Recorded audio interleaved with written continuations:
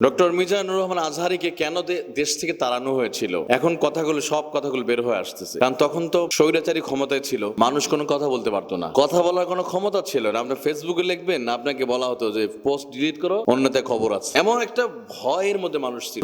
এখন কিন্তু সব সত্য বের হচ্ছে। আজহারী সাহেবকে দেশ থেকে বের করে দেওয়া বিশেষ করে একটা কারণ, আসলে সে কিন্তু সরকারের বিরুদ্ধে বক্তব্য দেয় নাই, কোনো এমপি মন্ত্রীদের বিরুদ্ধে কোনো কথা বলেন নাই। তার জন্য সবচেয়ে বড় বাধা হয়েছিল কোনটা জানেন? কুমিল্লাতে একটা মাহফিল, সম্ভবত এক স্টেজে বসে একসাথে 9 জন ইসলাম গ্রহণ করে, 8 থেকে 9 জন। এরা যেন ব্যাপকভাবে ভাইরাল হয়ে গেল।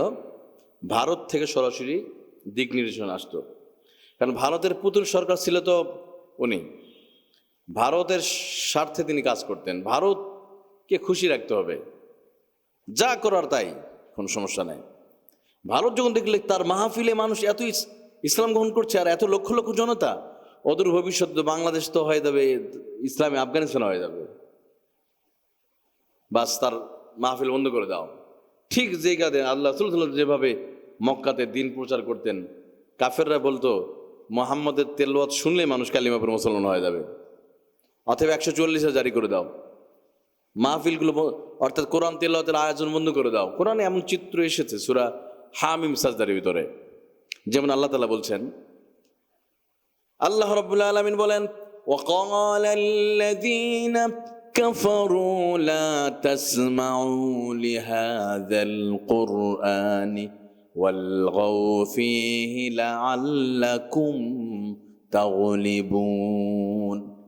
কাফিররা ঘোষণা করল, মুহাম্মদুর রাসূলুল্লাহ যখন কোরআন তেলাওয়াত করে তুমি হট্টগোল করবে, 44 ধারা জারি করে মারামারি করবে, যাতে করে মানুষ যেন শুনতে না পায়, কোরআন যেন শুনতে না পায়। এতে কি কোরআনে বিজয় কি ঠেকাতে পেরেছে? তারা পারে নাই। এমনকি হজের সময় আবু জেহেলের যারা চামচা ছিল, 5টা গোলাম, তারা মক্কার চতুর্পাশে মানুষদেরকে বলে বেড়াতো, ওই যে ওখানে এক পাগল আছে মোহাম্মদ, খবরদার তার সাথে দেখা করবে না। অর্থাৎ যত তারা নিষেধ করতো, মানুষ ততই আল্লাহ রাসূলের সাথে প্রেমে পড়ে যেত তার ব্যবহারে।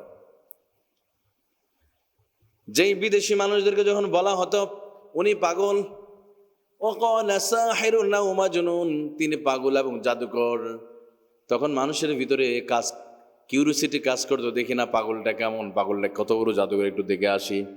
এবার ওরা যখন আমার নবীর কাছে আসে, আমার নবীর সুন্দর আচরণ আর ব্যবহার যখন পেয়ে যায়, তখন তাদের মুখ থেকে বেরিয়ে বলে, তারাই বলে, না না, আকাশের নিচে জমিনের উপরে মুহাম্মদুর রাসূলুল্লাহর মতো আর কোনো ভালো মানুষ এই পৃথিবীতে নাই।